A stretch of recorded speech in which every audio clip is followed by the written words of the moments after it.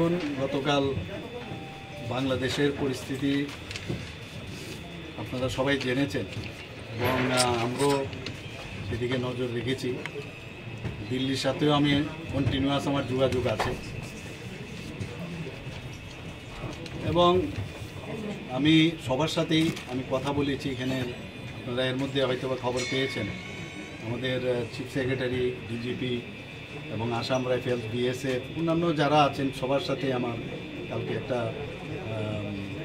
ওনাদের সাথে কথাবার্তা হয়েছে যাতে নজরদারি রাখা হয় এবং আমরা নজর রাখছি।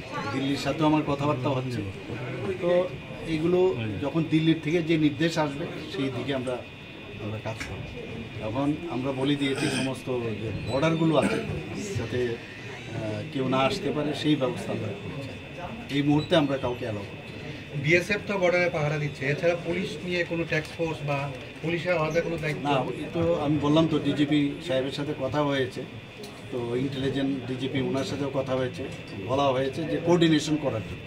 এই যে আমি 5-6টা ডিপার্টমেন্টের কথা আমি বললাম, ওনারা সবাই একজন আরেকজনের সাথে যাতে কোঅর্ডিনেশন করে, কোথাও কী সমস্যা বা কোনো যদি বর্ডার এরিয়াতে কোনো প্রবলেম হয় একজন আরেকজনের সাথে যাতে কোঅর্ডিনেশন করে। আচ্ছা, দিল্লি থেকে কি গতকালকে কোনো নির্দেশ এসেছে? আমার সাথে কথা হয়েছে, নির্দেশ হয় না, আমাদের সাথে কথা হয়েছে যে মানে এখন কী পরিস্থিতি আমাদের ত্রিপুরাতে, বাংলাদেশে এই উদ্বেগজনক যে অবস্থা, তাতে আমাদের কোনো সমস্যা হচ্ছে কি না আমার কাছে জানতে চেয়েছে। আমিও বললাম যে এখন পর্যন্ত তো সব ঠিকই আছে, কোনো সমস্যা নেই।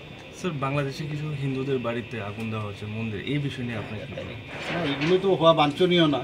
আমরা তো এগুলো কোনো অবস্থায় আমরা এগুলোকে ভালোভাবে নিই না। এবং এর মধ্যে আমি দেখলাম ওখানকার যারা সংখ্যাগুরু সম্প্রদায় তারাও কিন্তু আবার এই বিষয়টা, আজকেও আমরা দেখলাম অনেকগুলো সোশ্যাল মিডিয়াতে ওরা কিন্তু এটা বাধা দিচ্ছে, ওরাও কিন্তু এখন তাদেরকে প্রোটেকশন দিয়েছে। কালকে রাত্রেও আমি দেখলাম অনেক জায়গায় জায়গায় অনেক যারা স্টুডেন্টরা তারাও কিন্তু বেরিয়েছে, যারা সংখ্যালঘু যারা আছে তাদেরকে যাতে তাদের বাড়ি করে হামলা না হয়, উজ্জুতি না হয়। মন্দিরেও দেখছি আমি অনেক জায়গার মধ্যে তারা মন্দিরের চারিদিকে ওরা পাহারা দিচ্ছে। তো এটা একটা গুড সাইন, এটা হলে ভালো। তো এই ধরনের একটা উত্তেজনা অবস্থা তো আছে বাংলাদেশে, তো আমাদের নজরদারি আছে। Sir, has it anyway hampered our business with Bangladesh? Because we have import-export business with Bangladesh. Here you have seen that we are supplying the electricity right now. Right, sir. So I think temporarily there may be, but in the long run I doubt there will be any problem. Sir, আজকে পঞ্চায়েত